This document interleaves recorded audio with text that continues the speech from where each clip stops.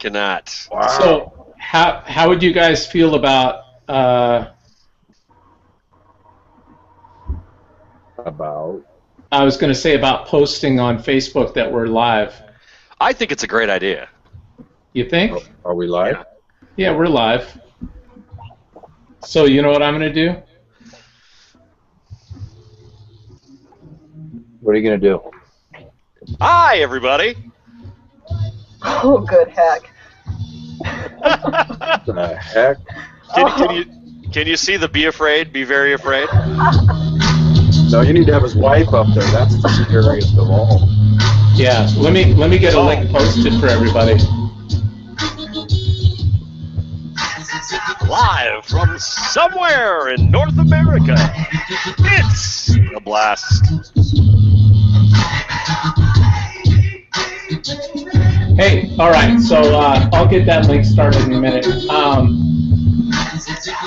We are live, though, and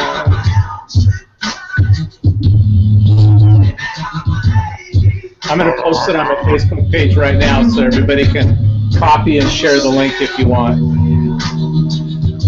I'd like to do that. And then I'll cut out the beginning of the show when people actually see it. You know, for like the second time. That's fantastic. All right, let's turn down one of my favorite songs of all time and start the shoe. The shoe. The shoe. We have a new person here, Anna. Hello, Anna. Hello. Welcome Anna. aboard. Hi, Anna. Hello. Easy. We first caught Anna. I did making a video after her first trip to the Bundy Ranch. She's been twice now. We have.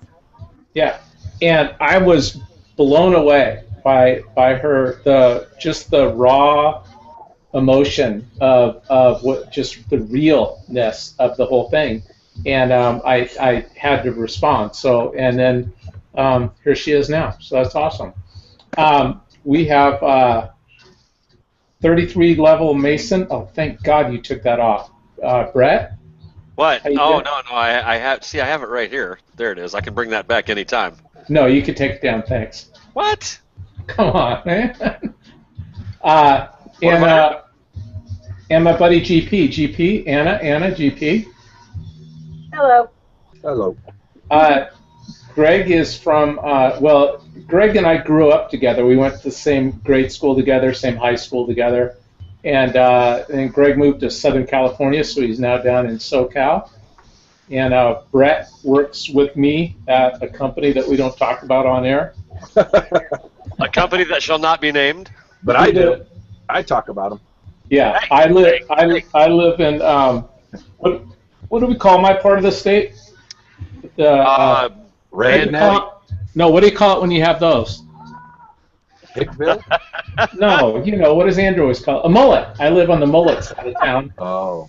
We all have, it's like when you go down about 14 garage sales and 9 tire swings and you get to my house. The banjos play a lot longer in your part of town than anywhere else. Yeah, they do. So, I've been accused of growing a mullet. This isn't even close to a mullet. Yeah, no, I don't know. I would go with close, but it's not. You're right. It's not. But I'd say it's. GP is growing that. Too bad Andrew's not here and he can't pull up a photo of Miley Cyrus's dad. There's no comparison. I don't shave the side of my head. You're just jealous. You're jealous, and that's all it is. GP is growing that for the locks of love because one of GP's friends just passed away here recently from esophageal cancer, and he promised him that he would grow it out and cut it off and sell it or give it. Give it away. Give it away. He's gonna sell it. He's like, all right, I'm going to sell it to Billy Ray Cyrus. Did you guys ever see the movie that Chris Rock did called Hair? Oh yeah, that was pretty funny. I did not see the whole thing, but I did see parts of it. It was great, and they sell their hair. So, anyways, let's get that blue line off Anna, and get that off me right now. Those glasses on. Greg, did you see my new hat? It's Fantastic. It is 503? fantastic. Did you get that done at Lloyd Center? Oh, come on. See that? The blast, the 503? I got that done. I got that done down in Florida last week at whatever you call it. I was just curious because when I took my, I went out to lunch with my dad last time I was in town. We went to Lloyd Center. Yeah. And there's a guy that'll do that kind of stuff on a hat. And I thought about us, and so next time I get to town, I'm going to do the 562 blast. When are you coming to town? June 4th. Where are you staying? With you. Oh crap! Bye. Hey, We'll have to have another lunch date. That was. I guess fun. I'm sleeping on the street. no, you can. We got a bed. Barely. You know that. Barely. Hey, you notice I've got that focused right on you, Anna. Yeah. Right when you took that. So Anna, we're not to give away too much there, but you're up in Utah, Up in Ogden. Ogden. You've lived there all your life? I have not. I've only been here for a couple months. I was down in Lehi, Utah for about 15 years and just came up here recently. So I guess I should have clarified this first. Are you a Mormon? I'm not, but my family is. Okay, that's fine. You can stay on. Thank God. New topic. I make fun of Mormons all the time, so that was Teasing close. you. I'm teasing you. There is nobody and nothing that's sacred on here. There is not. Yeah, you have to be ready Oh for wait, now I might fit in. GP is actually one of those Christians. And, One of those Christians, huh? that. He is one of those. He is one Whatever of those. that means. I almost bought We'll beat you with a Bible. I almost bought a piece of property with a house on it in Utah when they were doing a new development, and all the people said, be careful, they're going to try and convert you." I was like, "Real? Seriously?" No, that's true. It's true. Well, that's the job. That's the job, though. That is part of the No, job. the Mormon Church goes out and practices what they believe, and that's to go out and evangelize to people. There's nothing wrong with that. Yeah, absolutely not. If you're going to believe in something, believe in it for God's sakes. You know. Practice what you preach. That's what. There you go. Can I show you guys something? And I know that I could go to hell for this. Well, no, when I grew up as a Catholic, I could go to hell for this. But now that I'm a Christian, I can't because How? Well, hey. I've got grace and I'm saved. So watch this. I'm gonna move my, and then we'll move on to topics. I'm gonna move my camera and I'm gonna show you a true story here. Okay? Now watch. See my laptop? It's propped up on something. Wait. Do you really have your laptop on a Bible?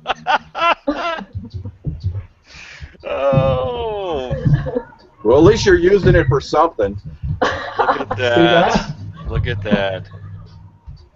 Yes. What was that? What was that copy? Paraphrased? What the hell is a paraphrased Bible? It's Brett, did that say Farrakhan? No, it's the red letter edition, so I know when Jesus is speaking. Oh, I thought it said Farrakhan. it said paraphrased. So actually, when you open it up, it's just like one thing. You open it up and it's like a whole bunch of empty pages, but right in the middle it says, "Be nice." Yeah. There you go. That's it. We Paraphrase. paraphrased the whole thing. It's done. That's it. Just love. Saved you all kinds of time. JK, is that one of those Bibles that you tore out, that Derek Grayson warned us about, where you tore out all the pages that didn't apply to you so you could live your own life the way you wanted to? Now, look at who we have joining us today. Mr. Derek Grayson. How are There he you? is. How are you, sir? All right. Thanks for jumping in here. I was just commenting, Derek, on your all in or all out sermon that you did that I caught from Jim. He forwarded that to me. Very good. Okay. Very good. You did that in 2009, and I caught it today on Facebook. Well, I went to your channel, and I saw that, and so I forwarded it on to Greg. And just before you got on, I was admitting to them. Well, I was asking Anna if she was a Mormon. She said no, so I said she could stay on the show. And We're teasing. We have no sacred cows. And then I said that GP Greg is one of those Christians. And then I had to admit that I have my laptop propped up on top of a Bible, and they laughed at me. Well, we didn't laugh at so much at that. It says you have the paraphrased edition. I don't know what that is. It's the red letter edition, so I can tell what Well, I know what the red talking. letter edition is. I've never seen the paraphrased edition, though. Now you have. Well, apparently, yeah. So, Derek, can I ask you a question? Are you an actual minister? Yes, I am. You are, okay. Because I did see one or two of the sermons, and I got to be honest with you. Now, I watched some older ones, but I got to be perfectly honest. The one about, I guess, half-assed Christians, and you were tearing the pages out of the Bible. Yep. I was genuinely moved by that, and I grew up as a Catholic. And my dad's side of the family owns all these Catholic supply stores around the country. So, like, if you're a priest, you're gonna buy your candles and your incense and stuff from my family's store, which my personal family doesn't have anything to do with. So then we started going to a Foursquare church when I was in high school, early on, and I don't know. I just always I have a hard time listening to people teach or preach, and I was stunned. I was watching you, and I really enjoyed it. So I mean that. Well, thank you. So much so that I shared it with Brett and Greg. Okay, well, I hope they got something out of it. Absolutely. Amen. Yeah. Now, do you see? Did you get a chance? Did you and Anna get a chance to meet and talk at the Bundy Ranch? Anna was probably the sweetest person that I met the whole time that I was out there. She, and I can't explain why, but she seemed moved by the fact that I was there, and I'm just a regular old guy, you know, just trying to stand up for Joe Blow. But I was touched by her sincerity, her understanding of what's actually taking place, and she even made a video on support of me. And while I'm humbled and touched by all of that, I recognize that it's not about me. It's about this thing that we're fighting for. And maybe she's just glad to see some other people other than Cliven Bundy fighting the good fight. So I'll attribute it to that. But she's a very sweet person. Okay. Well, that's awesome. Well, and that's what we have found so far. Tonight is Anna's first time joining us live on video.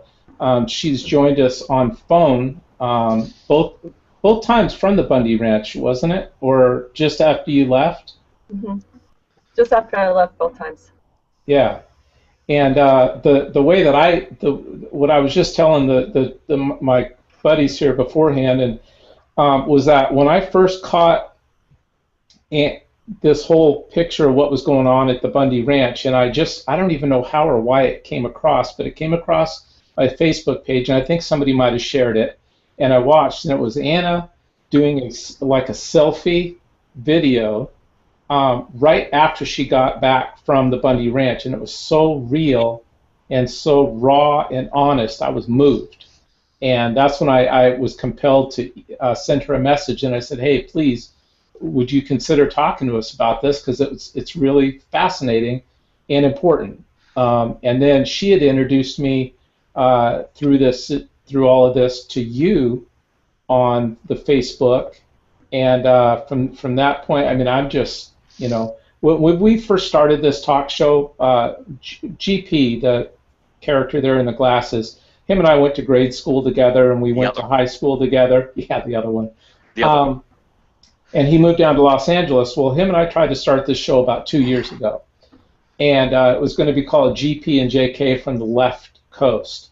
And the theory was that he was very, very conservative, and I made up a term called OMC, which I call an open-minded conservative. That's what I felt I am. And then we had another friend of ours from school, and he's hardcore liberal. What we realized through discussion, though, was that Greg's not super conservative. Joey wasn't super liberal.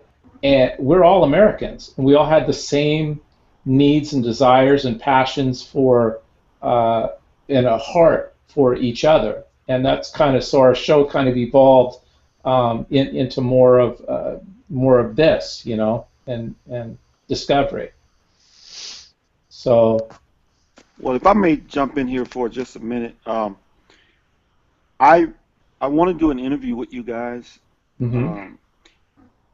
When I saw, you know, I just came off of a Senate run on the 20th, and today I've been up since 6 o'clock. We had this event today about Panda sponsored an event concerning indefinite detention.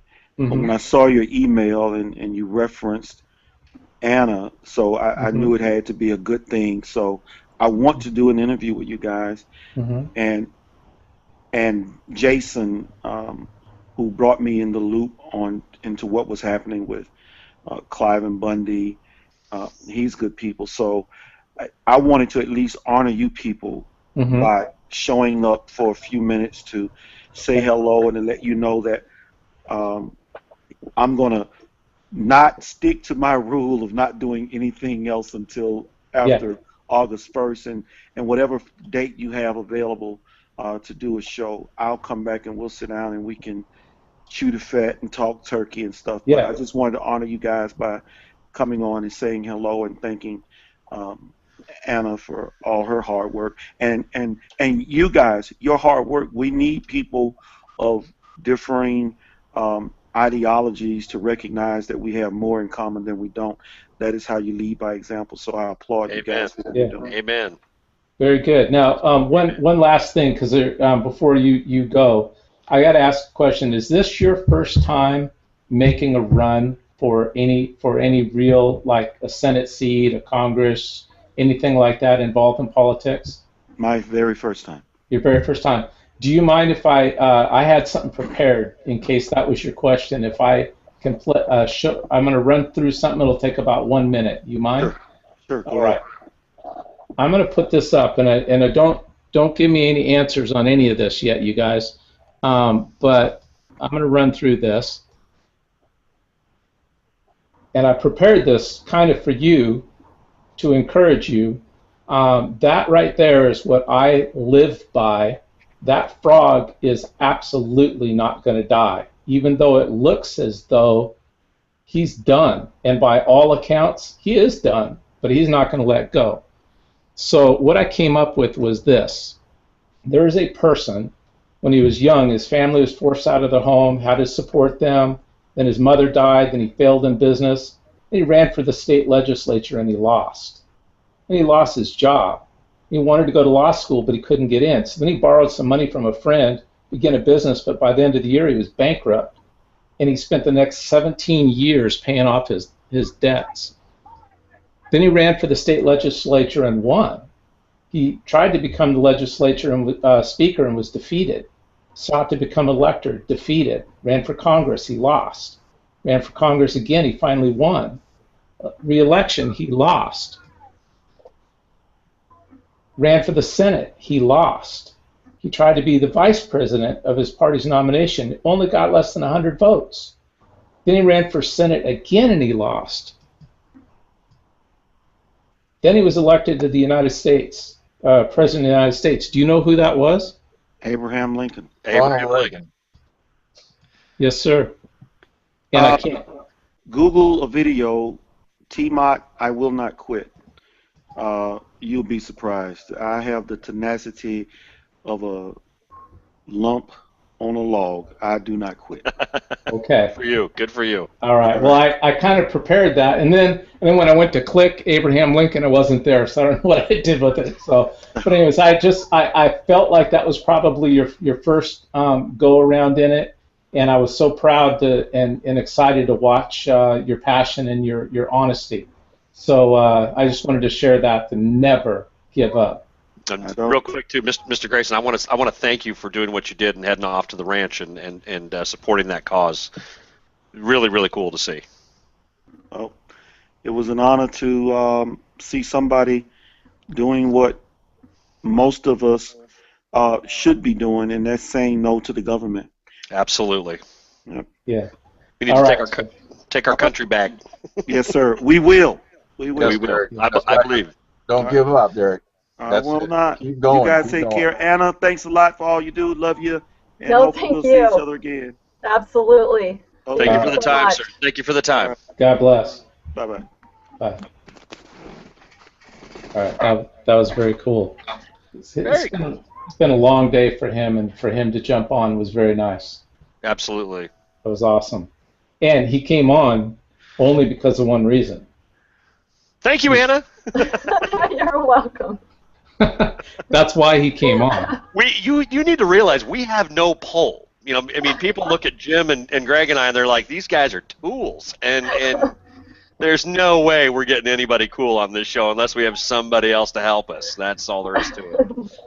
Well, we got somebody cool in that gal sitting right next to you to come on. Well, absolutely, absolutely. All right. How much are you paying her? JK has pull. He does have pull. Yeah, I don't know what it. Yeah, never mind. All right, so let's get to some topics. I got to put my my glasses back on. What? We have yes, topics we today? have topics. Wait, What? go ahead. Let's Topics? play it. Unite. What is it? Unite for change. I Oh can't. no see no it. no! That's my splash. You can't see it, but it says "Be very afraid." All right. That's all I was. That's just my splash for when I have to get up and wander around. So. All right, gotcha. So I'm going to skip the section that I had that says who is T. Mott Grayson because it went. I cut out all of these parts from his Senate website, and it talks about each one of those, and I'll share those with you guys later. Or do you guys want to see them real quick since we just had them on? I'll tell you this: just having him show up, I had about 12 questions I wanted to ask that man. Well, we'll get them. All right, let me just show you what I had set up and what I do have set up, because this is important stuff. This is the kind of people that we really, really, really need. Absolutely correct. Running. And so, Grayson for U.S. Senate, this is what he was running on his platform. Jobs. Let me turn this down just a little bit. Relax regulations for startups, less welfare, more startup, right? Encourage, reward entrepreneurship, right? Novel concept. Prosecute those who hire illegals.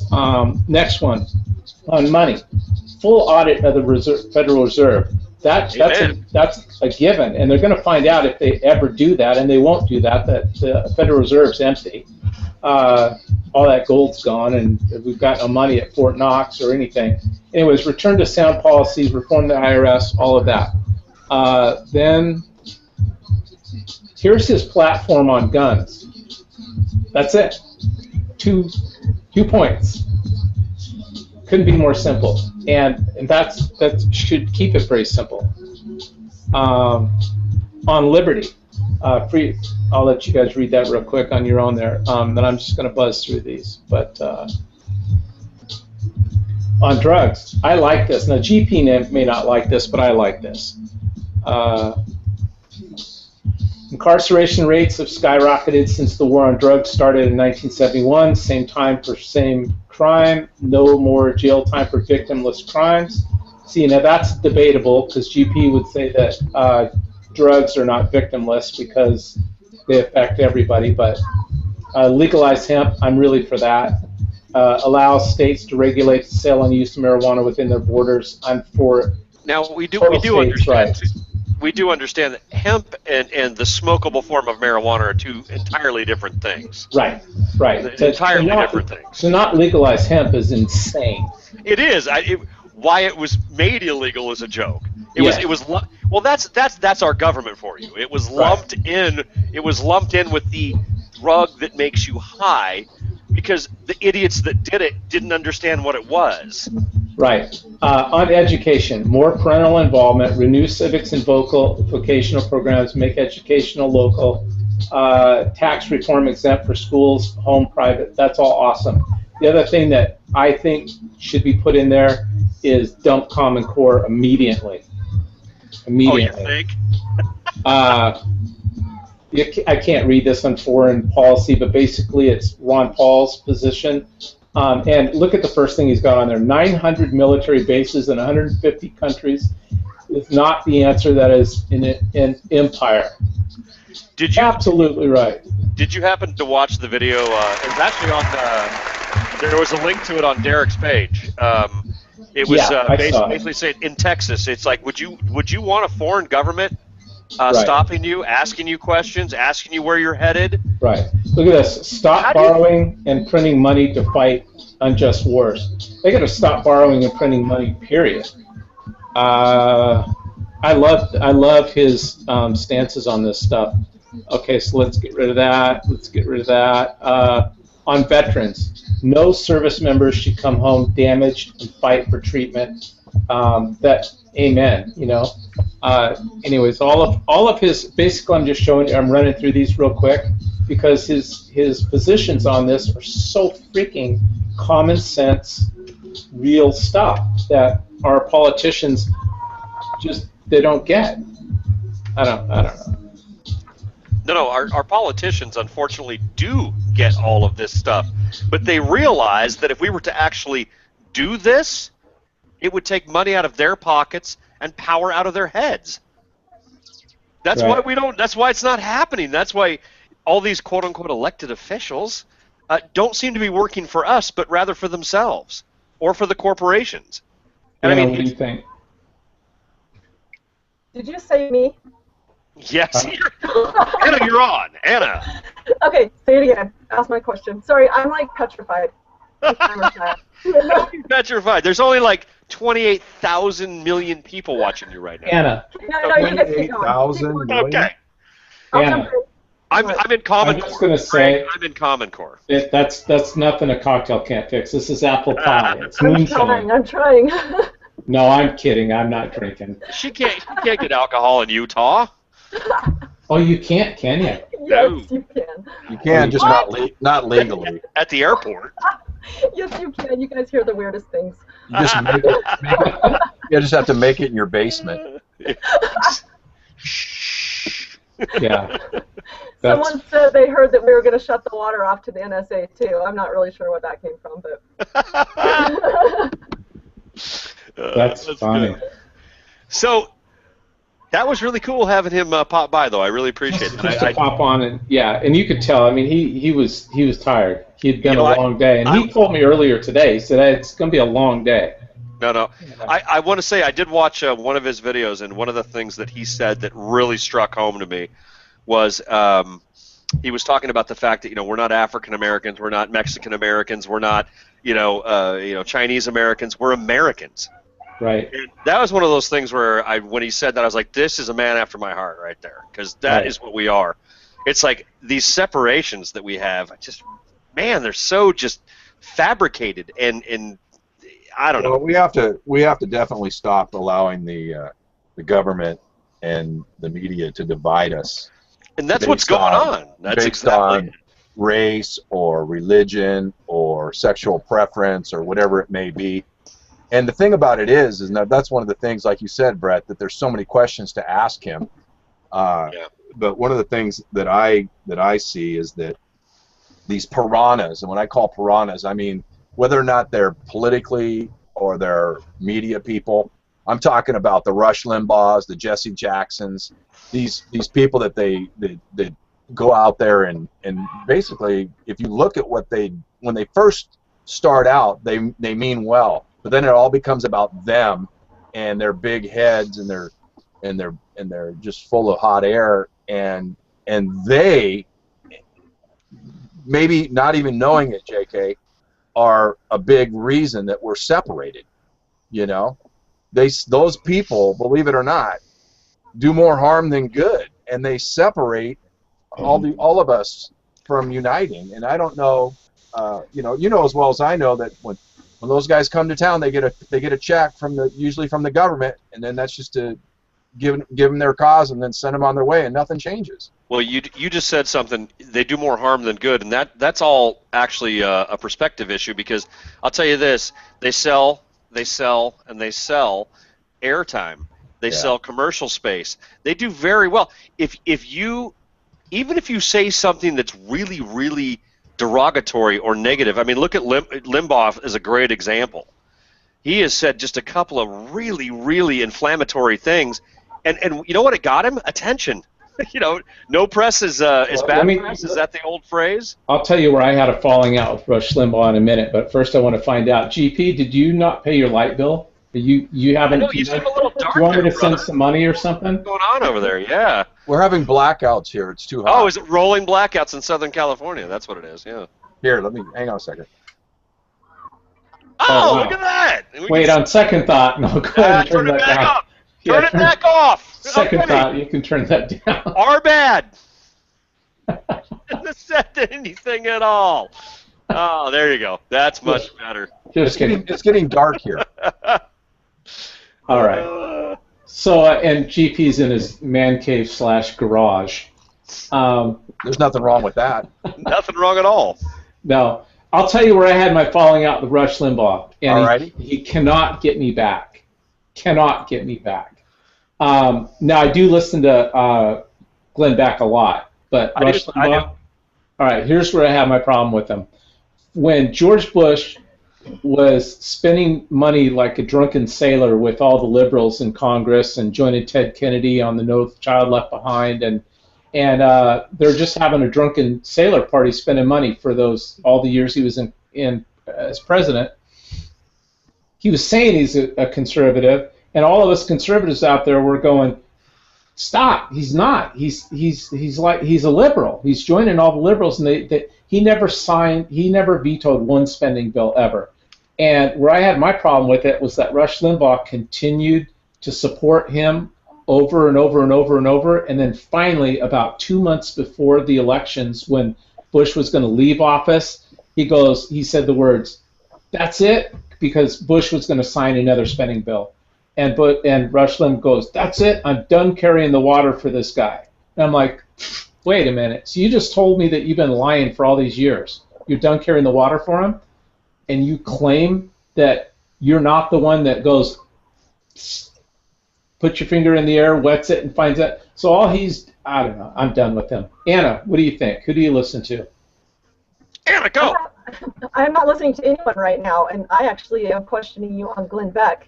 He was the first one to term the phrase calling us domestic terrorists down there at the Bundy Ranch, and that's where I lost all my respect for him, and he will never get me back, because he sat there and preached all these years, and cried, with tears down his face, "Oh, you've got to stand up against the government, don't just sit there, you've got to do something," and then the second we do, he's out. That's a great point. Yeah, but here's the question. It's a great point. JK. Yeah. I agree with her 100%. And that means that what we need to do, and one of the reasons that we wanted to have this show, is to not just point that out, but to dig in and find out why that is. And my personal opinion is, he gets a phone call, and we think we have all this freedom, but you know what? They're going to pull the plug on him. They're going to, you know what? They don't want that. If we all unite, the government is worried. They're worried to death. That's why they've loaded up on millions of rounds of ammunition themselves and then tried to tell us we can't have guns. It's common sense. And I'm not a conspiracy guy. I just look at the facts and what's going on. I don't think that Obama turned his tune and flopped, on his own. He ran under certain things that he was going to do, but then when he got debriefed after he won the election, he totally changed his tune. Because the powers that be, whoever that is, and we're still trying to find that out, make a lot of these decisions, and they do it for the media as well. I really believe that. Well, there's that one group of people that we all know that none of us can put a finger on. It's it's them, it's those guys. Who's the Bilderbergers and the Illuminati? Those guys, the government. Well, the government was, my dad worked for the state government. He wasn't part of any conspiracy, not that I know of anyway. But I'm just saying, we have this big pool called them, those guys, that guy, this group, that group. Who is it? we all know it's something. We all know it's somebody that is influencing all of these things. And I mean, our media is obviously controlled. We know this. You do get the truth if you go sifting hard enough. You can find it. But, I mean, we care more about what happened to Jay-Z in an elevator with his sister-in-law, was it his sister-in-law, than we do about what's going on in Benghazi. I didn't know what happened, Brett. You seem to know. No, I'm just kidding. No, it was hey, I want to get back to something that Anna just said, all right, about Glenn Beck. Because I gotta be honest with you. When I first, all right, yeah, I do. I had been listening to a lot of Glenn Beck. I listen a little bit now, not as much as when the Bundy thing started. You sound like a politician backtracking right now. What's going on? No, because I have to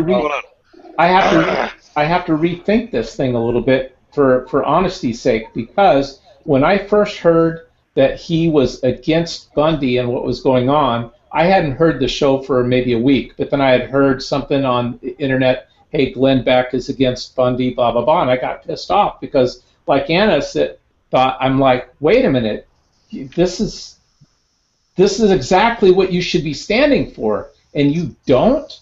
So then I started to get disenchanted with Glenn Beck too, and it started to remind me back to seeing one time that he did something. And he pulled this charade one time when I think he pretended like he had a vocal cord problem, and he was going to potentially lose his voice forever. And so he did a whole show where he took these cards and he wrote out a word, and it was just like, he goes like this. And held it. Yeah, I saw that. And he was like the droopy-eyed, like he was all sincere and everything. And then a couple of days later, he's doing his regular show again, talking, and he's never mentioned it since. So I thought, this guy. So no, I do. I'm more in your camp with Beck, Anna, than I would have thought. I think we're missing something here too. I mean, this is all about what Glenn Beck said or whatever talk show host you're talking about. But you know what? I was raised with a father who instilled in me teachings from the time I was young. So I have like a gut instinct when I hear things, if they're right or if they're wrong. So there's too much dependence. We're giving too much credence to all of these guys. They can say what they want. We can listen when we want or not when we want. But where are we ourselves inside? Where's our core? We should be able to recognize truth without having to go into deep research or not. Something's going to trigger it in you. You're going to feel something. Something's going to go, hey, I'm not sure that this is right. Okay, they don't make up my mind for me, nor should they, you or anyone else. So. Right. You know, I was just going to say that. And by the way, how do we know that Glenn Beck isn't absolutely 110% working for, quote unquote, the man, the government, the whatever? In other words, I mean, you wouldn't know. No, he could be as much of a Tokyo Rose as anybody else out there. Absolutely, and that's to Anna's point, you shouldn't be led by people like that. You have to have an inner core. Otherwise, it's too easy to get fooled by a wolf in sheep's clothing. You know JK, I always got to go biblical. They're like the Pontius Pilates. They're there to appease the people, and if they don't appease the people, they disappear. I mean, and that's what I mean. They pull the plug on them. I mean, Greg Walther was talking to me, JK, and this is a true story, last week, okay? And I will find more information. I will forward this to you. It was shocking, okay? Mm-hmm. He was talking about the fact that his son was back, couldn't go into the military because he had a partial hearing problem. So he's looking for a job. And a friend of his had a lead on a place. This is right outside of San Francisco. It's a resort, like a golf course country club. But only the elite private people can get into there. And the list of people that go there and the list of, and the things that go on at that place would shock you. And I'm going to do more research on that so that I can bring it all Grove? Up. Huh? Are you talking about Bohemian Grove? I think that's exactly it right there. Oh. If you know anything about Bohemian Grove, enjoy your search, my friend, because you will get blown away. It will bother you to no end. Who's involved, who goes there, and what happens. And that's in Northern California. Anna, do you know what that is? I have no clue. Look it up, folks. Look up Bohemian Grove. It's amazing how much information is out there on it, though, Brett. Like no, there's it's tons. so leaked out. People that work there have finally gone public with it. I'll be honest, there's some scary shit with that thing going on. Oh, I'm big sorry time. to swear, but it's seriously scary stuff with the government. One thing, Anna, anytime someone swears, we got to put money in the pot. It's money in the swear Do jar. I get the money? So yeah, we're gonna. Anna, you just earned a buck. You just earned a buck. I'll tell you right now, Anna, it's going to come down. The way this works, at the end of the year, there's going to be a ton of money in the pot, and whoever hasn't sworn or who has sworn the least is going to win, and it's definitely going to come down to you and me. I like a good challenge, by the way. Okay. JK, have you heard me swear on the air? No, I can say I haven't sworn for a long time. And that's the goddamn truth, right there. Hey, here's the thing: we can't use God's name in vain. You could say anything else, not God's name in vain. Hey, hold on. I was lowercase g. Nah, can't get away with it. Lowercase g. Can't get away with it. Hey, let's do a topic. Let's do a real topic. All right. I've actually loaded some freaking topics here, so let's do them. What? No more freelancing. No more freelancing. Well, hey, the show's not supposed to start for another 12 minutes, so we're good. How do I do that? All right. The Commander-in-Chief. Let's get to that one. The Commander-in-Chief is allowing one of his Marines to sit in a Mexican prison over a missed U-turn. I'm so pissed off about this. That's not a swear word, GP. I did not ding you. Thank you. All right. I can't write. 12 million to 1 against one Marine. The latest estimate of illegal alien population exceeds the unemployed. The Pew Research Center's latest estimate of the number of illegal aliens residing in the United States, 11.7 million as of March 2012, was less than the approximately 12.5 million people who's unemployed. Anyways, the unemployed, employed part, I could give two craps about. Whoa! Nope, no ding. 12 million people who have snuck over here, and that Marine made a 911 call because he was stuck and couldn't get a turnaround. He didn't sneak over there. He did not declare anything. He said anyway. That just ticks me off for Obama to be the commander-in-chief and allow one of his Marines, who, by the way, last week received a letter at his home that his mom opened, asking him to come back and to I don't know what they call it, but he had to report again. So obviously they're not going to let him report. But my point is, he's an active duty Marine. That the commander-in-chief claims that he has a phone and a pen. He's never picked him up to call. He should have had that kid out of there a long time ago. So sorry, I'm mad about that. What was the story about? Would you be surprised? Would you be surprised to know that this is not the first time this has happened in the last few years? Well, I'm actually going to play here for you the 911 call. So basically, what it's about, GP, for anybody who doesn't know, and I wanted to put this out there. U.S. Marine Sergeant Andrew Tamurisi. That's a tough one. That is a tough one. But I put this little clip on here because I think people need to know his name. He's not just a Marine. He's a person who went to school, who has a mom, a family, friends, who decided to sacrifice his time away for the call of duty for our country. He has a name, Andrew Tamurisi. People should know it. Of Weston, Florida, two-tour veteran set to spend Memorial Weekend in a Mexican prison for accidentally. Okay, now he is not charged with smuggling guns. He's charged with illegally having guns. So here's the joke. If you're in Mexico, it is illegal to have a gun. Now, maybe that's why they behead all those people, the drug dealers, the drug lords, but isn't that a joke? You can't have a gun in Mexico, yet it's one of the most violent places in the world? Ironically enough... So Chicago. Ironically enough, our government supplied guns to the Mexican gangs. Right. and we're not going to do something to get this guy back. All right. All right. I'm going to play a little. Very confused. GP, I'm going to play a little video for you guys. Anna, have you heard the 911 call? I haven't. You haven't. All right. Here's the 911 call, and then after the 911 call, I'm going to play a short video of a guy from the I think he's from the Blaze. He might be from either Glenn Beck's show or Grid of Ancestor, and one of them. He actually does a little drive, and he says, this is how you could actually miss the turn down there. So here's the 911 call. This kid... Trust me, JK, I work down there. In fact, I'm going to be going there this Thursday. I was curious about this. So close to the border, you can throw a stone, and it's very easy. You can very easily get... Okay, so Greg, let me ask you this. I would actually like, because this was one of my first thoughts, is, okay, you accidentally wound up in Mexico. Really? That was one of my first negative thoughts towards this story.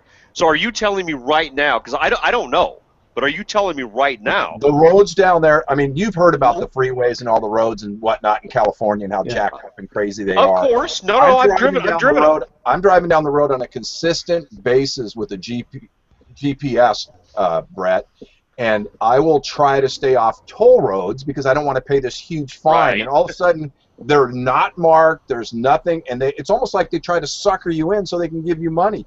I mean, charge you money. I mean, and there's roads like that when you go, there's these roads that come out. It's hard to explain because I've never gone to that direction, Brett. You know what I'm saying? I go east to west, not north to south. Sure. So when I'm down in San Ysidro, but I know that there are roads that do go north to south, and if you get on one of those roads going south, it's very... JK's going to play this. Okay. I'm going to play it. Here's this 911 call. Here we go. Here we go. Emergency? Yeah, I'm having a little bit of an emergency here. What's going on? Hello, you here? Yeah, what is the address of the emergency? Okay, I'm at the border of Mexico right now. And my problem is I crossed the border by accident, and I have 3 guns in my truck, and they're trying to take my guns from me. So you're in Mexico? Yeah. There's nothing I can help you with that, sir. I do apologize. You're not on American soil anymore. I can't really help you. I don't know if I'm really on the... I'm not sure if I thought... Yeah, I guess. Well, is it Mexican authorities that are talking to you, or is it U.S. that you're in Mexico? So they have the right to just take my gun. Well, there's a huge sign that says it is illegal to enter Mexico with guns when you're driving down the 805 and the 5 freeways.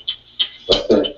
Okay, so there are warning signs that you state that as you're driving down the freeway before you enter Mexico. Yeah, I was hoping that there would be a turnaround point, but there never was. There's a turnaround point before you get across the border. Yeah, but not where I was. There was no turnaround point. Well, then that means you were way far down then if you already passed it. You didn't see the turnaround point. So yeah, unfortunately you're in Mexican soil. There's nothing we can do. Okay. All right, I apologize.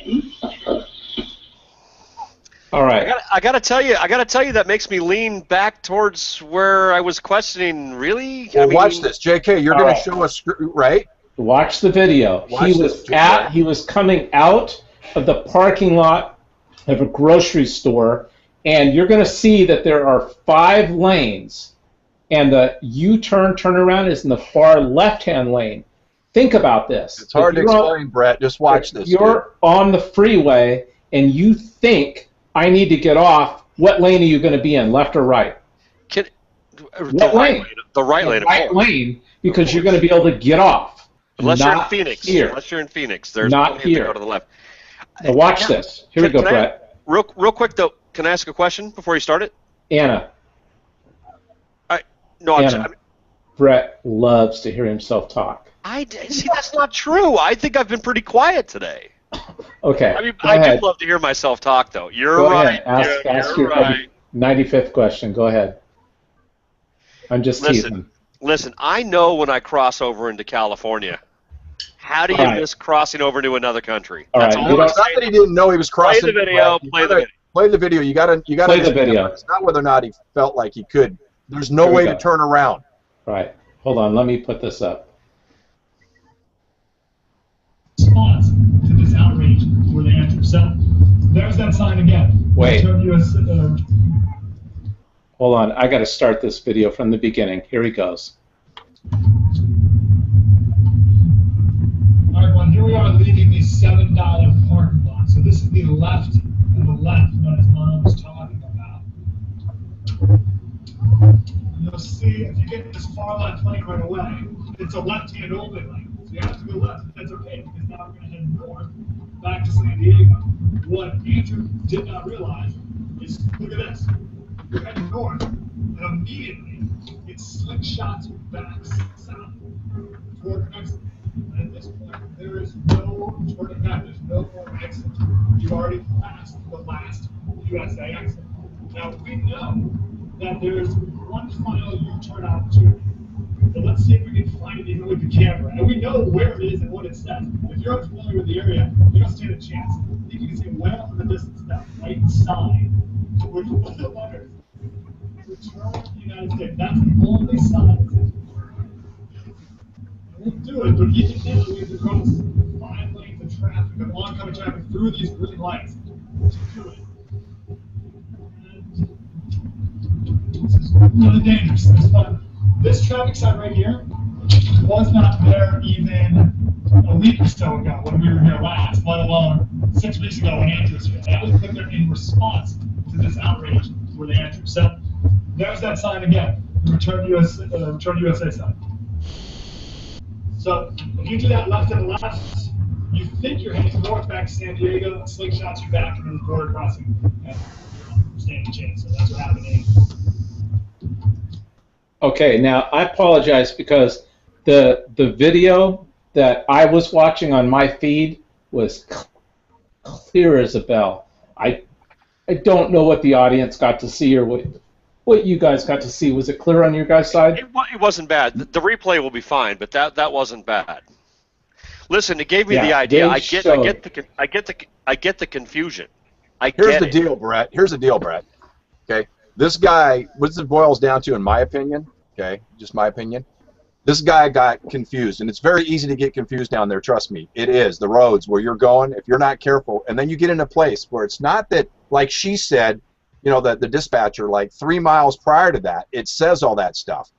But he wasn't intending to do that. You see what I'm saying? So he was just going to go into a grocery store. There's probably the same store I service. It's right there, okay? And then when he came out of the parking lot, like JK said, he went the wrong way. Now, here's the point I'm making.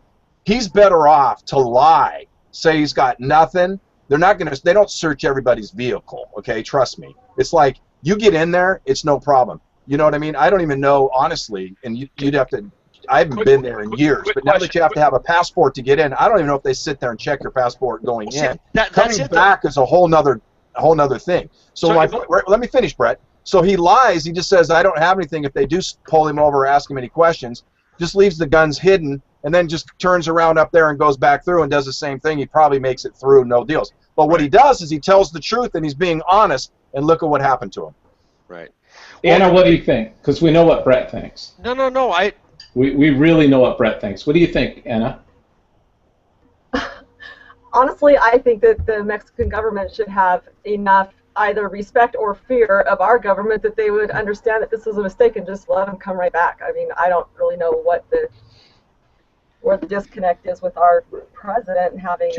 Two questions, and I want to ask about a passport. I mean, and Greg, I don't know this, so maybe you can help me. If you and I hopped in the car and we were down in San Diego, we just said, hey, let's go into Mexico. We could just drive right across the border, no problem, right?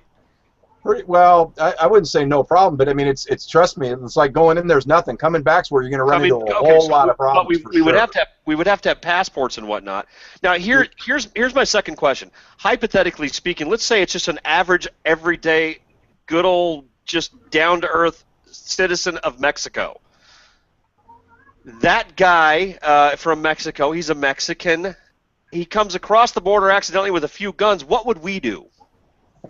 No, but we can't ask that question, Brett, because we've already answered that question. There's 11.7 million illegals here, and our government is spending time talking about how to amnesty them. So we can't even ask that question. The only thing to talk about right now is, number one, at the border, they should have called, the Mexican authorities should have called 100 feet away, the American authorities, and said, hey, one of your guys is here. He made a wrong turn. We can't let him in here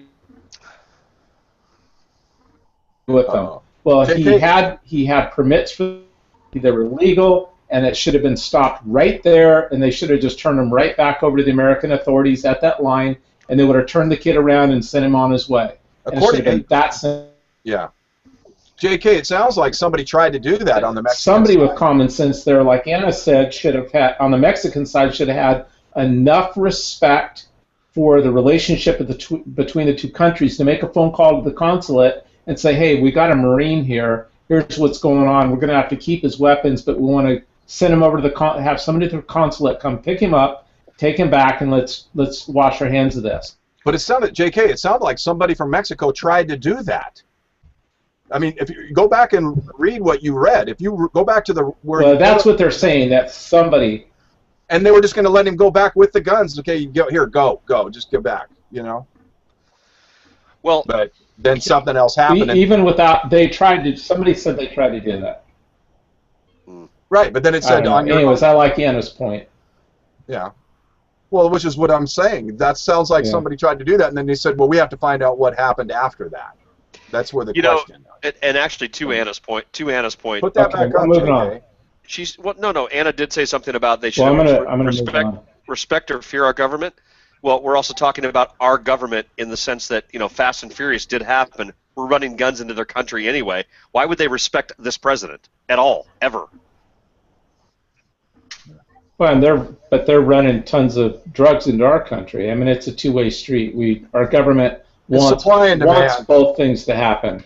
It's a mutual disrespect. It's supply and demand, and that's a whole other theory. It goes to the breakup of the family in this country, where there's more and more people available to buy, or not available. But there's more and more people wanting to buy drugs. Come on, let's just be honest. That's the high risk people. I'm not saying that rich kids don't do drugs. I'm just saying that the vast majority percentage of people buying are in inner cities that don't have good family parental deals. I know I'm going to catch a lot of slack for that, but I can just say that's probably got to be a fact. I mean, can anybody disagree with that? I think that goes everywhere, though. Like, Anna, what do you think? Is there much of a drug problem up in your area? Oh, there are huge drug problems in Utah, actually. I think down in Utah County, they're having a huge thing with, I think, heroin being a very, very big thing. It's meth and heroin. Meth was taken off, and then heroin. Meth and heroin are the two big ones now. Yeah. They really are. Heroin has made its comeback. Yeah.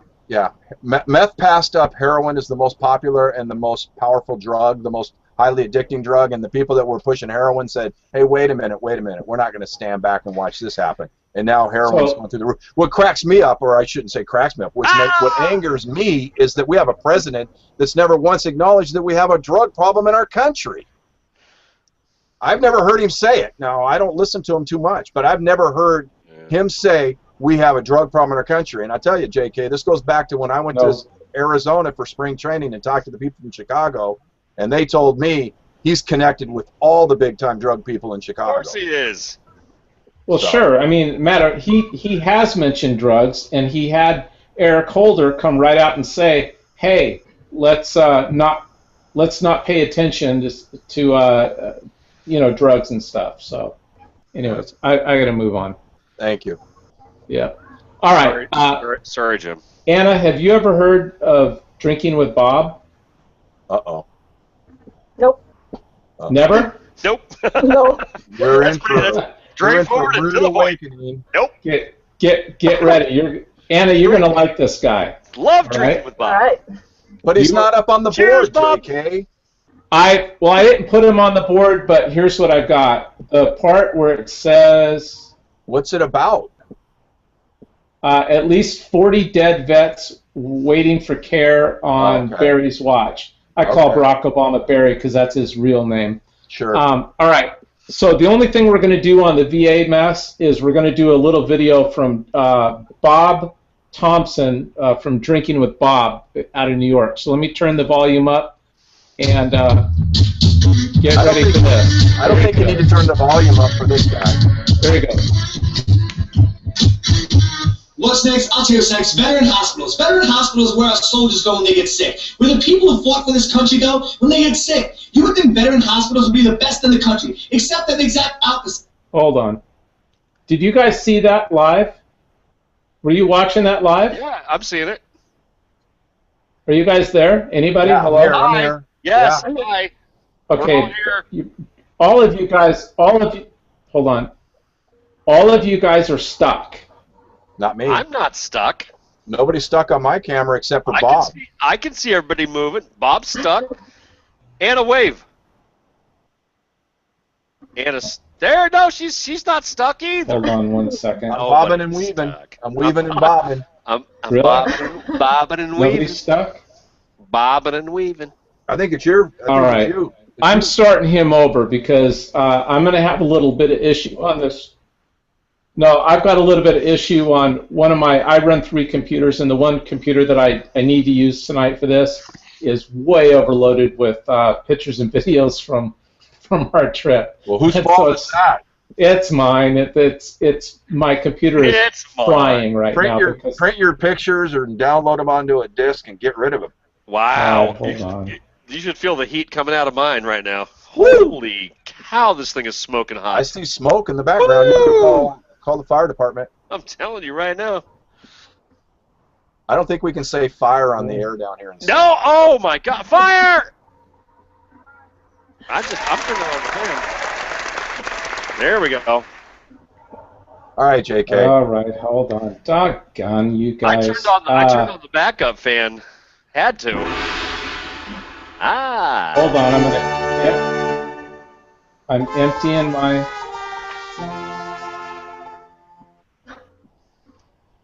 All right, that freed up enough of my gigabyte space. Doggone it. All right. Deleted all the photos from the family vacation.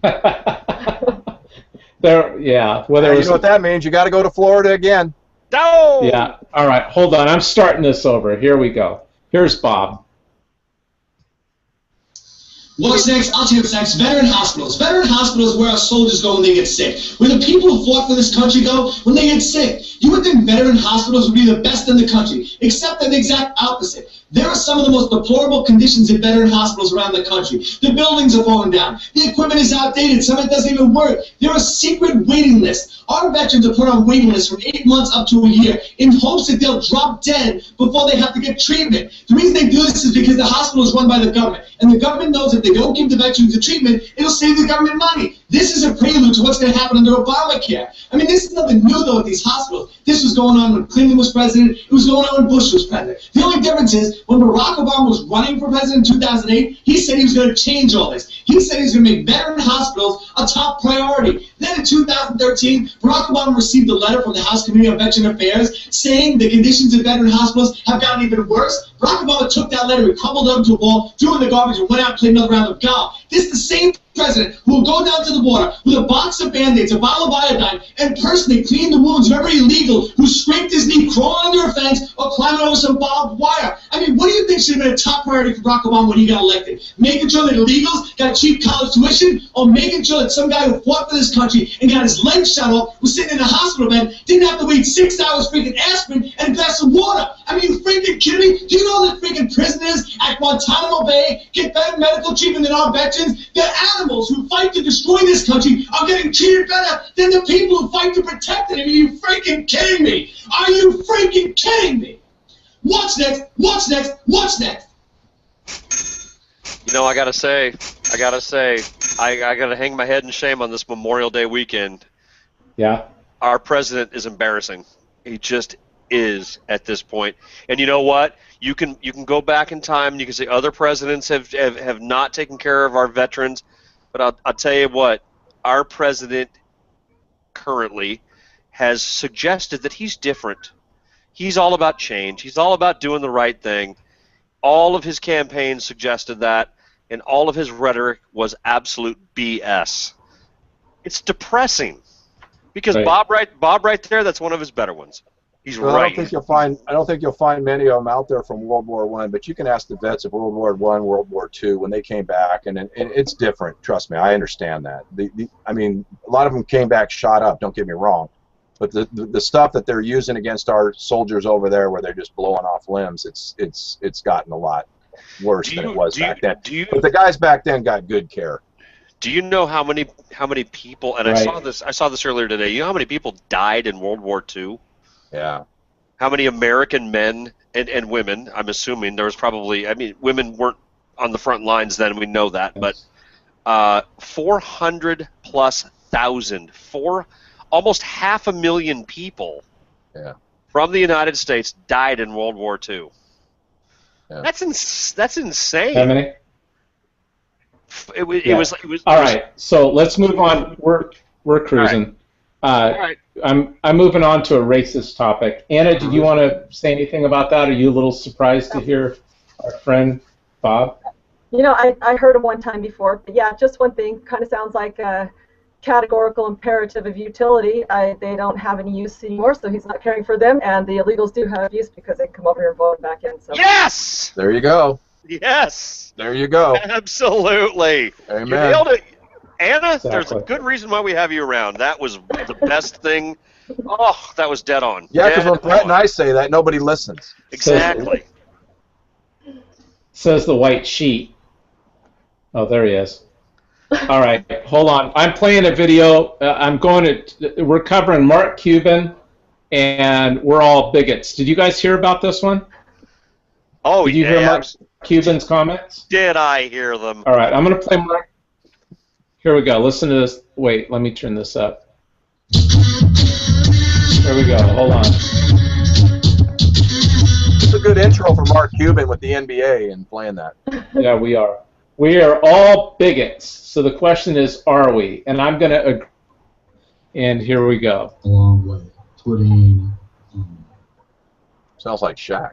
any type of bigotry behind this, regardless of who it's towards, whether it's the LGBT community, whether it's xenophobia, fear of people from other countries. We've come a long way, and with that progress comes a price, where we're a lot more vigilant in and we're a lot less tolerant of different views. And it's not necessarily easy for everybody to adapt or evolve. And we're all prejudiced in one way or the other. Yeah, he gets in trouble for this. I see Watch. a black kid in a hoodie, and it's late at night, I'm walking to the other side of the street. And if on that side of the street there's a guy that has tattoos all over his face, white guy, bald head, tattoos everywhere, I'm walking back to the other side of the street. And the list goes on of stereotypes that we all live up to and are fearful of. And so in my businesses, try not to be hypocritical. I know that I'm not perfect. I know that I live in a glass house, and it's not appropriate for me to throw stones. And so when I run into bigotry in organizations I control, I try to find solutions. I'll work with people. I'll send them to training. I'll send them to sensitivity training. I'll try to give them a chance to improve themselves, because I think helping people improve their lives, helping people engage with people they may fear they don't understand, and helping people realize that while we all have our prejudices and bigotries, we have to learn that it's an issue that we have to control. That is part of my responsibility as an entrepreneur to try to solve it, not just to kick the problem down the road, because it does society, it does my company no good, it does my customers no good, it does society no good if my response to somebody in their racism or bigotry is to say, it's not right for you to be here, go take your attitude somewhere else.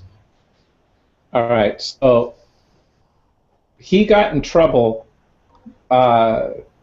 He didn't get in trouble. A lot of people gave him a hard time when he said, if I see a black kid walking down the street in a hoodie, I'm going to cross the street. So I have bigoted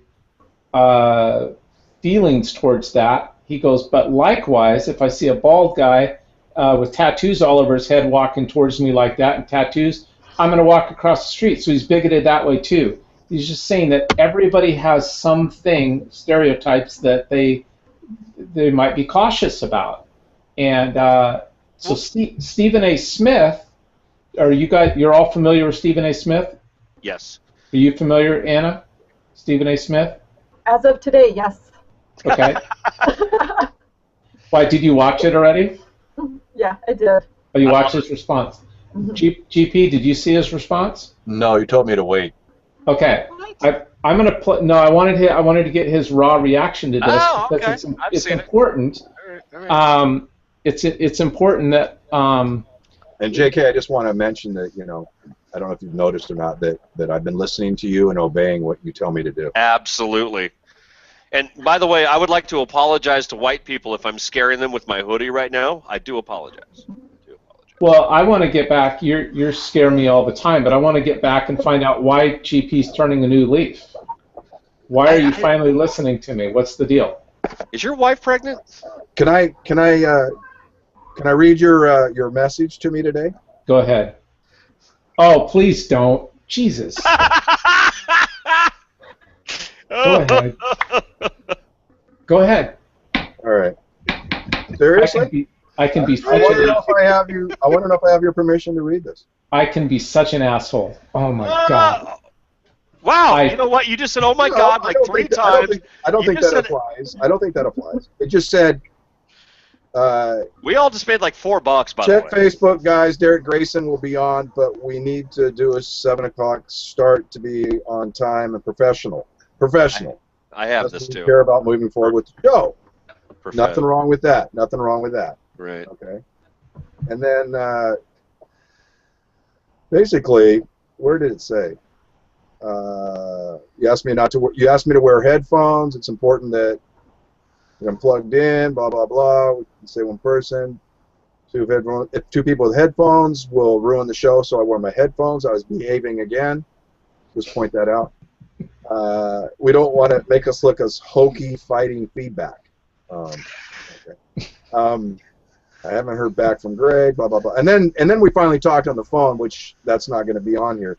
But you said, you wanted me to wait and so you could get a raw response. So I did not, as God is my witness, listen to what Stephen A. Smith, and he's another one that I think is just full of hot air anyway. But go ahead. What? Oh, jeez. All right. Wait a minute. I agree, Greg. I agree. I totally agree. I totally agree. Now this whole thing is starting to make me look controlling. What? No, not you. No, dude, brother, my friend. Oh my God. Hugs from the internet. You do not control anything. You're always a sweetheart. You're like my grandmother in a male body. It's no.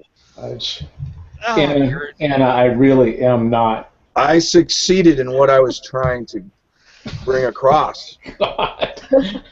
I'd like to point out that Jim's wife has been a brunette since the day she was born. However, she is completely bleach blonde. You figure it out. Anyway. Hey, JK. She just walked in, and she just walked in earlier during that segment and gave me a cup of coffee that she bought for me right there. I am the boss. I'm like, what the hell are you guys trying to tell me? You know what? I'm guessing you made her buy that cup. No, I did not even know. Hey, JK, really seriously, the point wasn't that you're controlling and you're a mean guy. It was that I'm not always a loose cannon. I can follow instructions. Oh, there we go. Okay, I'll dig that. All right. I dig that. All right. That's like Brett kissing up to me. Now I'm kissing up to you. Yeah. See, Anna, what normally would happen when we first started the show with all of us together was those two would start to argue a lot. That's not true. And then all of a sudden, out of nowhere, Brett would just start agreeing with Greg on everything, just like he was a little girl or something. I wore him down. I did the Ollie shuffle, the rope-a-dope. Man. I am Greg's bitch, I guess. I don't know. Oh, wait. I was saying that. I was patched that one up. Ah! I would catch it up. I said it Not once. use that language on the air, sir. Once.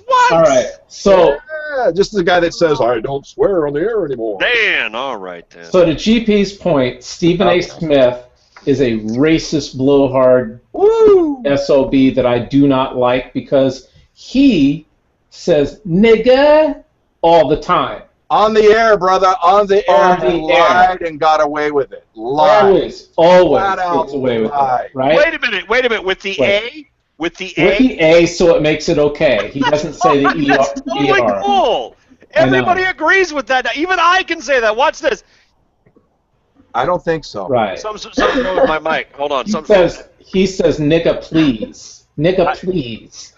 But his video right here, I am so proud of him. It's a little bit long. I apologize. If you guys want me to cut it off and you're tired, just tell me. GP hasn't seen this, and I truly have more respect for him right now after this video. So I'm gonna play this video real quick. I liked the video too. I did. And then we're gonna wrap it up. I'm eating crow. Yeah. Anna, are you okay with all this? You're cool time-wise? Yep, absolutely. Okay, here we go. I'm gonna play this video. Like I said, if you guys want me to bug out of it, I'll stop it. But I think it's worth it. Here we go. Roll the film. Oh wait, let me. Roll that juicy bean footage. Oh, dude, you know what might have been wrong with my computer earlier? It is on the Bible. It is on there. It's all blank. No, it is on the Bible, and I was okay. Here we go. And remember, it's the computer, not you. So it's true. Does that mean he swears on the Bible?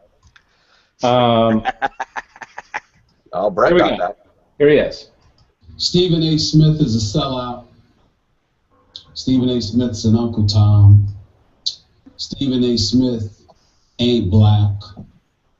You ain't one of us. These are the kind of things that were said to me yesterday.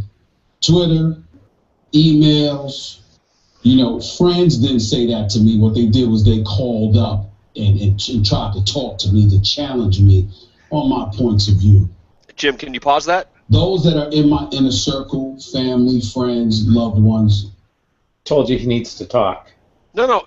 Honestly, no, I really don't. But I just want to say this. Well, let me ask you a question. Go ahead. I would like to break this down as he goes through it.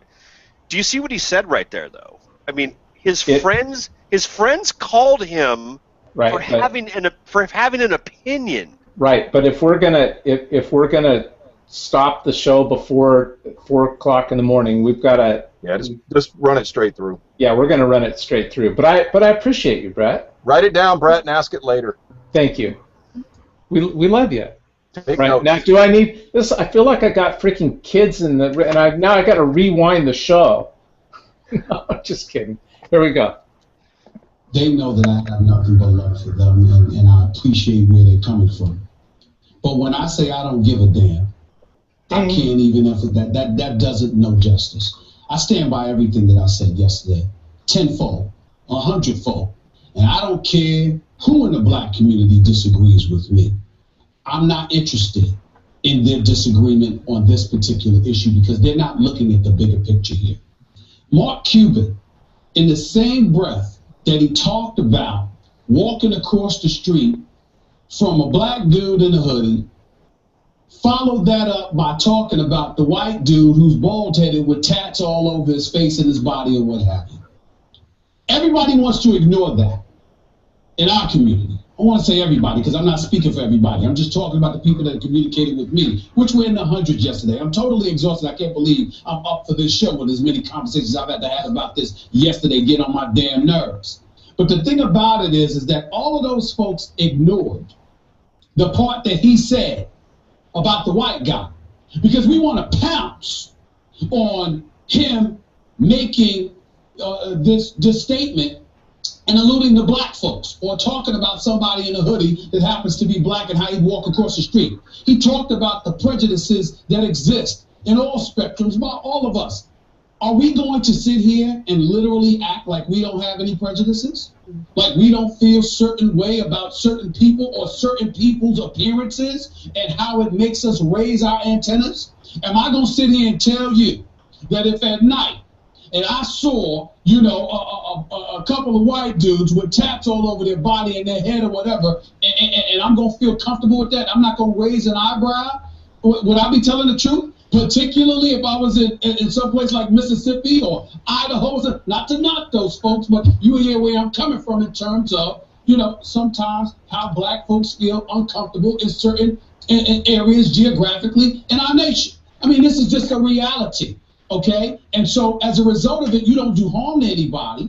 You don't inflict harm or pain towards anybody else, but does it raise your antennas and makes you a bit suspicious? Sure it does. So what Mark Cuban was saying was 100% correct.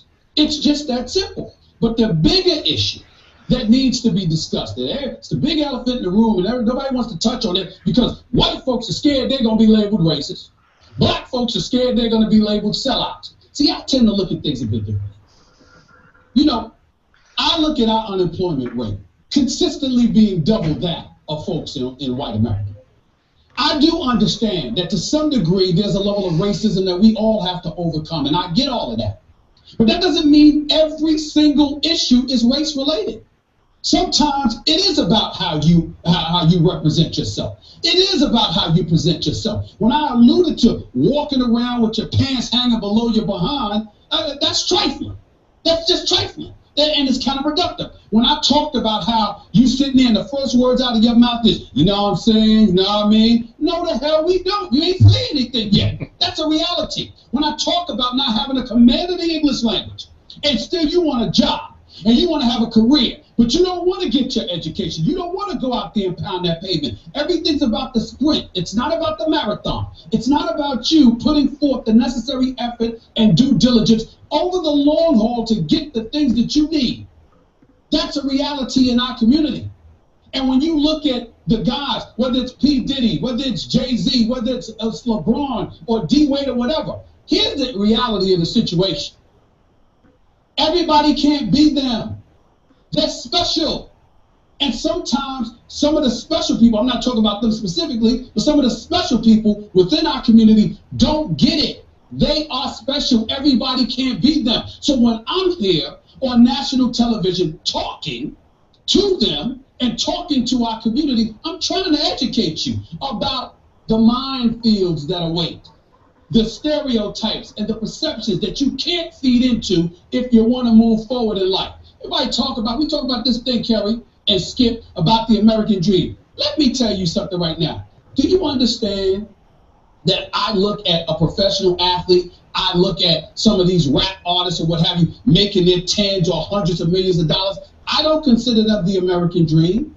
I consider them a fantasy turned reality. You couldn't, in your wildest dreams, no matter where you're from or where you at, imagine that you could have achieved what they have achieved. It's very few that are fortunate enough to do that. When we talk about the American dream, you know who I think about? Myself. Hollis, Queens, New York City. Left back in the 4th grade, grew up poor. The level of education that I had was a public school system. I ultimately graduate from high school. I go to a historically black institution like Winston-Salem State University. I graduate with honors. There is no journalism program. I still graduate with honors. I still beat out thousands of people to get an internship that ultimately transitioned from a career at the New York Daily News to the Philadelphia Inquirer to CNN and then Fox Sports and then ultimately ESPN. And I'm on national TV every day. Get paid pretty well, I might add. And I'm thinking about the fact that where did I come from? This is the road you've got to climb. Everybody can't be Jay-Z. That's 1 in a billion. Everybody can't be Shaq and Kobe. That's 1 in a billion. But you can be Stephen A. Smith. Educate yourself. Work hard. Do what you have to do. Pound that pavement. Be about the business of going for yours and understanding what you have to do to work through the political minefield. That work that waits for you in every step of our lives. That's right. That's what I'm talking about. And people don't get that. What do you think? Anna first? Oh, me first? Oh, jeez. You first. No, I don't want to go first. Someone else go first. Too bad. What do you think? Well, honestly, I think people are just like way too sensitive about things. It's like Why can't people just like hear what he was trying to say, understand what the guy's message really was, instead of like going into the whole racial war? We talked about this before. It's just, I just don't get people. It hurts my head. Do you know who gave him the most crap? His own. Stephen A. Smith. Yeah. Stephen A. Smith. You know who gave him the most crap? His black brothers. Right.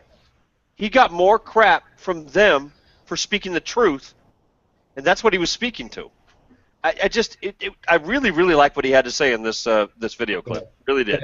And it's almost the same thing as what Cliven Bundy had said too about the people that he saw sitting on the porch, living off and feeding into the system. They had no vision past their nose, and that's Stephen A. Smith says you have to have a vision past your nose. You have to be able to speak and work and do.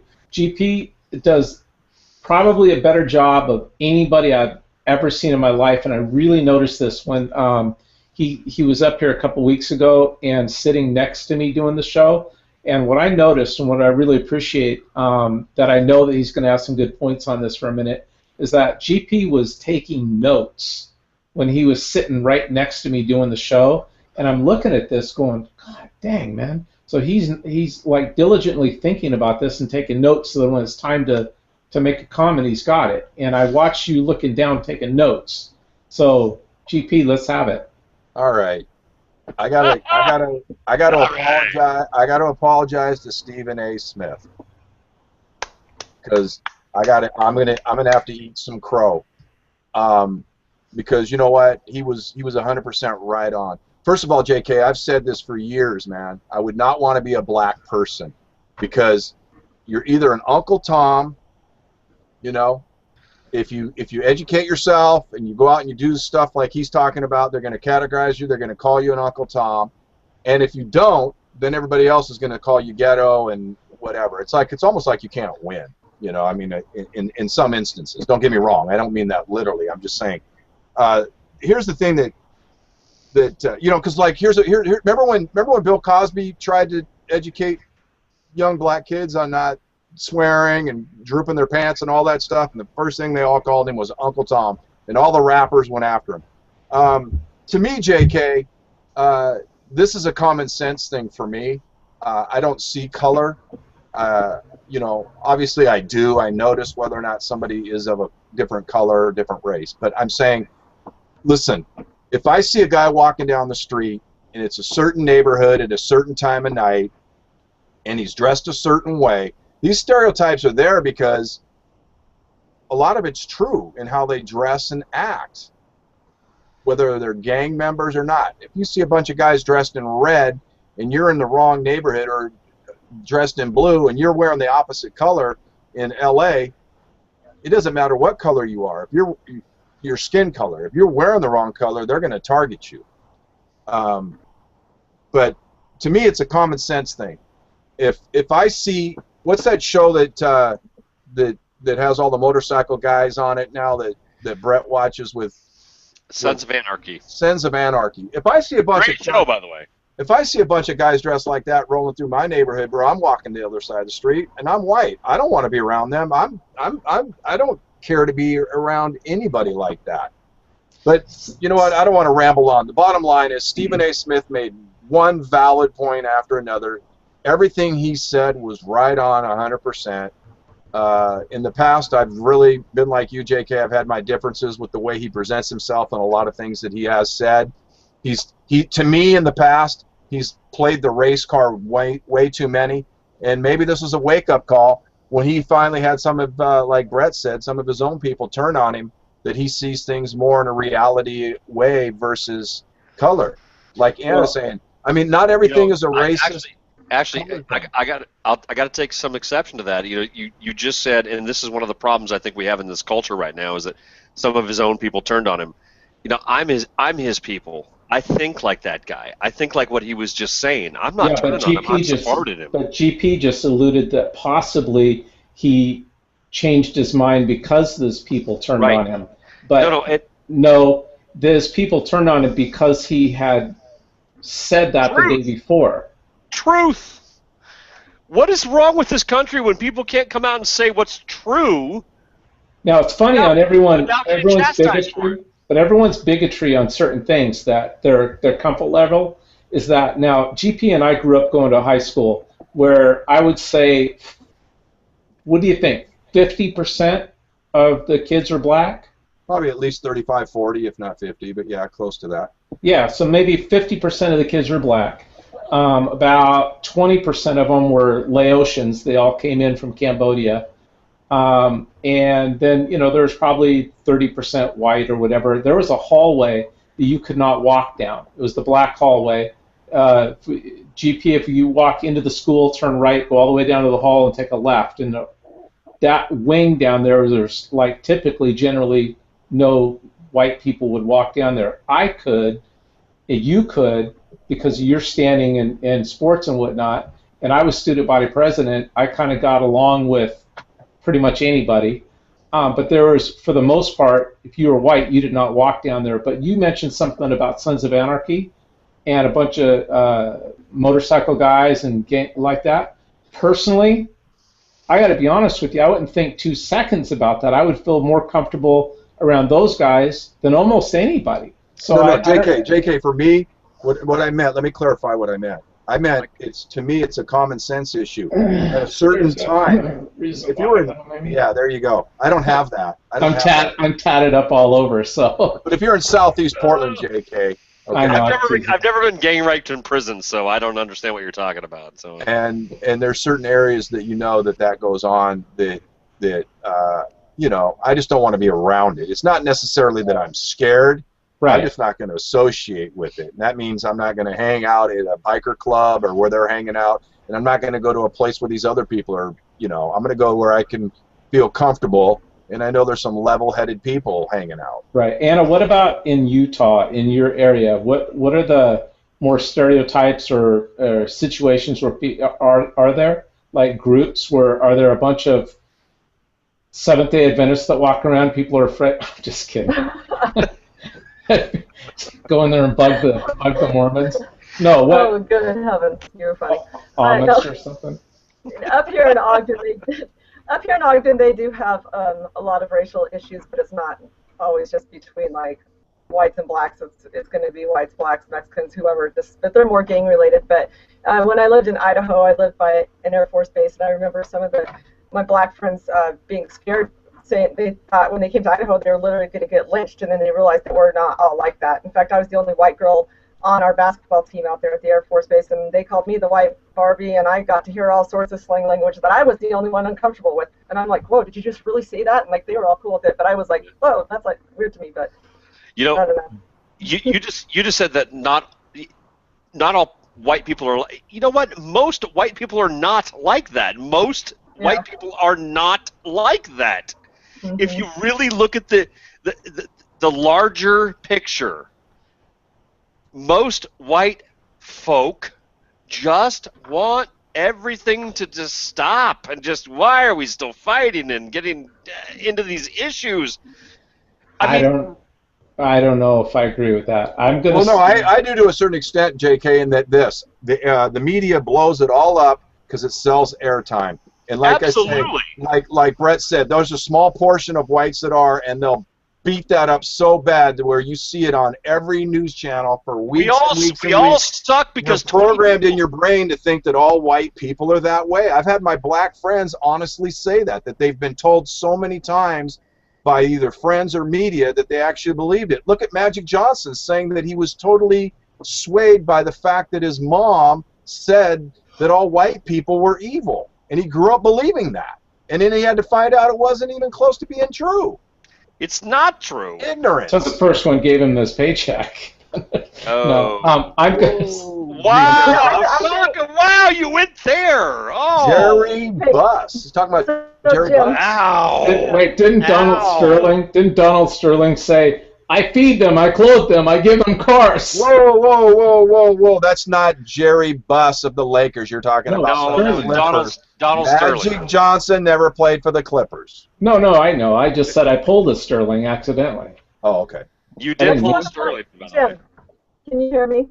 Yeah, we can hear you. So, no, I just want to, there's just because someone makes a judgment call doesn't necessarily mean that they're a bigot either. So we have to be careful about that. If you like the book The Gift of Fear by Gavin de Becker, it's about listening to your intuition. Listen to your intuition. If you feel like you're uncomfortable walking down a street where there's people and there's a gut feeling that something might be wrong, then don't walk. Just don't make a judgment call because of someone's color. Let's learn to go back to like instincts. I mean, what are we seeing? Is there like actual danger no matter what color anybody is? Like that's so you can't like tell people not to listen to their intuition if they're worried just because someone has a certain skin color or not. So. Listen. We all know better. I mean, let's just say that this group, and let's bring Derek Grayson into this as well. Let's say we're all leaving a nice restaurant in downtown Portland on a Friday evening sometime in the future. Maybe that'll happen. We don't know. And we're walking down the street and we see, what we would consider like some dubious youth in front of us, and we're walking towards them. We would all cross the street. It's not a matter of like, oh my gosh, this guy. Let's go. I don't do it. I don't do it. I don't cross the street. I never ever have. I don't. JK, yeah. JK, I am with you. I have never crossed the street in fear. I'm speaking hypothetically, and I think Anna used a better word than I did. I said common sense, and that's my thing. Is I look at where I'm at, what's going on, and I'm not going to be in that area to begin with. I mean, let's just be honest. I mean, if you're going to go look for Mickey Mouse, are you going to find him at Magic Mountain? Are you going to find him at Knott's Berry Farm? You're going to go to Disneyland and find him, okay? And these people, and it flipped that, okay? You'll say, what do you mean by that? Okay. In the same area, you're going to find those type of people. When I say those type of people, I'm talking about a criminal element in certain areas at certain times of the night. It's not like it's broad daylight. Does it happen in broad daylight? Yes, on occasion it will. But I'm just saying, statistically speaking, you're going to find crime is not, in percentages, they don't lie. There's certain areas at certain times of the night where the largest percentage of crimes take place. Because criminals would generally like to take the easiest route. Thank you. They prey on something that's going to be easy and simple. And they're looking, in a small town, it's drunk cowboys, white cowboys in cowboy hats. And they're going to kick your ass. And if when you're walking in an urban area, it may be both. Brett lives in a small country town with cowboys, by the way. He does not live in Portland. He lives in in Salem, Oregon. Salem, which is we are 40 miles to the south of Portland. But Brett, wouldn't you agree that they're all looking for? When I say they, I mean criminals, regardless of what they are. They're all looking for Opie Taylor. They're looking for that easy kid that they can pick on and take advantage of. Yes. They're looking for the Opie Taylor victim. That is why I never ever cross the street, and I always have my shoulders back and head up high, always, because I'm always prepared and ready. Thank you. And I hate to say this, but sometimes I'm not looking for it, but I'm welcoming it. But sometimes you don't mind a good scruffle, No, Jim, I can take care of myself, and sometimes I would enjoy that. I hate to agree with you, but I am the same way because.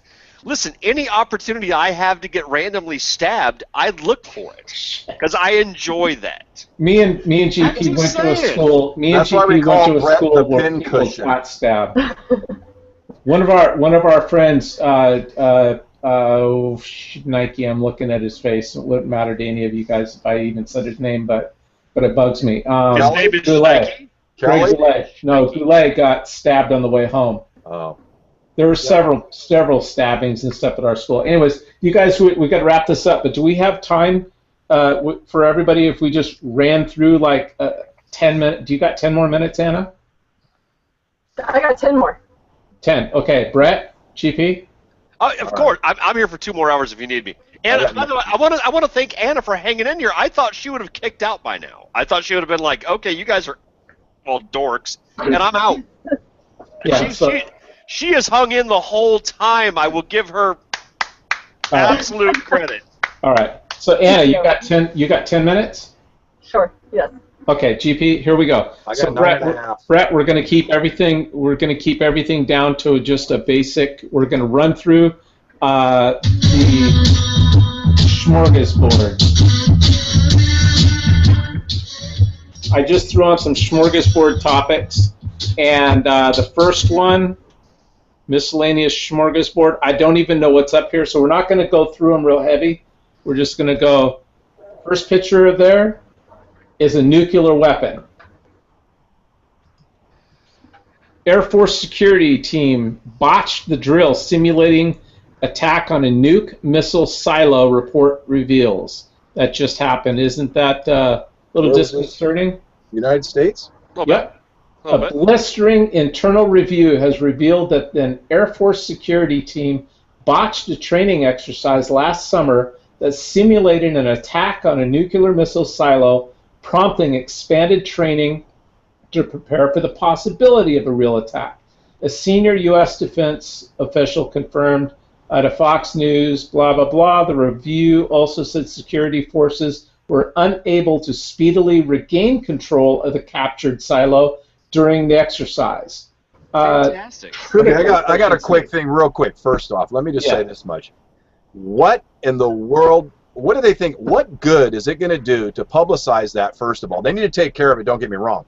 And then to say where it's at. Well, in my opinion, the Russians and everybody know exactly where they're at. Of course they do. Moving No, on. but your Joe Blow crazy wannabe terrorist in this country doesn't. Yeah, but here's why they had to say it, because the Chinese have already locked into all of our computers anyways. Everybody who needs to know knows that we failed. All right. By the way, we are the biggest show in China right now. Yeah. All right. Here's my next little rant that I'm putting up. Whoops, let me take that missile down. It used to be called Jim's Rants. Yeah. Iranian women warned bare-faced consequences could include a man's right to rape them. Now, in Afghanistan in the 70s, women used to walk around like this woman all the time, and now they're walking around in burqas, right? So it's the next step to the Sharia law. So this is a little rant that I have. Yeah. Yeah. I'm almost done. My family wants me out of here. Whatever. No. So for all of their declarations of how superior they are to the West, Iranian men seem to be inexplicably incapable of controlling their most basic urges. This just came out. As it turns out, that seems to be the reason that Iranian women wear headscarves. The official Iranian position maintains that their men are like dogs on the street who will pounce on anything that they see. A woman's only protection against sexual assault is to keep Iranian men from seeing her. The problem for the Iranian theocracy took the form of literally hundreds of thousands of Iranian women sharing photos of themselves on a Facebook page recently, minus the government-mandated headscarf. They did this. I'm proud of the women because they all did this in spite of the government and people who, like this person who wrote the article that I'll read the second part of here. Others were tweeting photos under the hashtag #MyStealthyFreedom. Okay. Sharifi, go ahead. Anna, what do you think about this? I mean, I love the female viewpoint here. What do you think about this so far? I think it's absolutely absurd. I would venture to guess that the rape rate there is higher than it is in the United States. I mean, since when is like having your face covered stopped a rape or not? It doesn't even make sense. Listen. Less is more. Since we're down to like 6 minutes. All right. Sharifi, who originally wrote this article that this person is commenting on, also warned the women. He warned them in a newspaper article that women, if they felt compelled to display their beauty or appear in whatever manner they desired in society, they must also take into account the quote right of women to enjoy enjoy women. Yeah. He rationalized his comments saying that because of the natural attraction of men towards a woman's beauty and his biological desire to engage in sexual relations, he has a right to rape her, and if he does, it is the woman's fault for provoking him. He said, under these conditions, it should not be considered rape. She had it coming. She was asking for it, and how could an Iranian man be expected to resist? Now let me finish. Look, that's the defense of most men that rape women in this country when they wear a certain outfit at a bar and these guys can't control themselves. It's no different. The words right out of my mouth is when that guy said it 100%. These guys, they can't control their own desires. Now, in the twisted logic of the Iranian regime, Sharifi said that since the superior men did not grant the inferior women permission to expose their beauty, it is not the man's responsibility to gain a woman's consent for the satisfaction of his urges. Other men around the world are capable of dealing with the chance encounter with a pretty face without responding in a manner similar to that of a demented caveman. Iranian men, as this spokesperson maintains, have not evolved to the level of Western men and others in areas of maturity, civility, and self-control. When they do, perhaps the scarves will come off. Until that time, be careful, ladies. Isn't that just... These people are sick. No. You said sick. I would like to suggest ignorant. I would like to suggest ignorant. No, they're sick. Ignorant. Because I'm going to go back to one of Anna's original points when she first said something about having a core and having core values and humanity as to who you are and not following other people or not following, in our discussion was people like Rush Limbaugh or Sean Hannity or anybody like that. But you don't follow any, you know inside of your soul what's right and what's wrong. You know that. And so, anyways, that's my rant. Now, here's my other rant. We always know when we're getting lied to. I posted this on Facebook the other day. I saw this. I went to Macklemore's concert, okay? I couldn't, for a while, couldn't stop listening to Macklemore's music. Now, I can't really listen to it because too many reasons. So I posted this, perfectly okay for people to be racist and make fun of others as long as they're directing it towards Christians or Jews. Everyone else and everything else, you'll feel the heat. Anyways, I'm not going to read that whole thing. But anyways, there's Macklemore, who's, pro-gay weddings and pro-this and pro-that and stuff. He's dressed clearly as a hook-nosed Jew, right? But he said he was sorry for doing it. Well, so did Donald Sterling. He said, hey, I'm sorry for saying it about blacks. All right, that's my rant. Done. Move. I can't do the last one. What's the last one? Do it. No, now we got to know. We got to know. I can't because now that Anna's on the show, I can't do this. We don't know her well enough yet. Anna, do you want me to check out? Anna, do we have your permission to go forward with whatever Jim has? Yes. We have permission. New Japanese cookies claim to make breasts larger. Ah! Yay!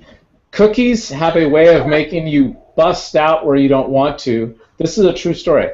But would you go for a cookie that doesn't go to your waist and thighs but makes you bust out in your bust instead? A new product from Japan claims it will do exactly that. Eat 1 or 2 a day, and you can safely and naturally increase the size of your breast. Now, hold on. You just said you didn't want Anna to be involved in this. This is actually a question for her. No. Would you eat a... All right. It's a good... You could turn that around on a man and say, hey, would you eat cookies that claimed it did this? Right? I already bought some, and they don't work. They don't work. Now, they don't work. It's still tiny down here, so I'm just saying. In Japan, an F cup is actually a double D, but still. Oh. Anyways, that was my last one. Interesting. I like that though. I like that one though. Now, honestly, would you eat a cookie? Like saving the worst for last. It depends on if it's good or not. Anna, was that okay? That was okay. Okay. Did that offend? Are you no, offended? No, not at all. Oh, okay, because I'm offended. We've been trying all show to offend Anna, and we have not done it yet. Gosh darn it! Let me come up with something. I've pushed the limits way farther sometimes, and I apologize. JK. Yeah. I'm truly offended. All right. Not that you care. Should we close out the show, or should I do? I was going to do one sponsor. Anna, have you seen the video that I did with the skeleton in jail, pimping my granddaughter's coffee? Did you steal my skeleton off our porch? What? Did you steal that skeleton off my porch? Nice. All right. She didn't see it. All right. Play it. Play it, and then we'll go out. Everybody stick around, and we'll say goodnight. GP, have you seen this? Not to my knowledge. All right. I made this video. It obviously I didn't put a lot of time into it. It's about 35 seconds. And Jim, you got 4 minutes. Wrap it up. Just play. All right, here we go.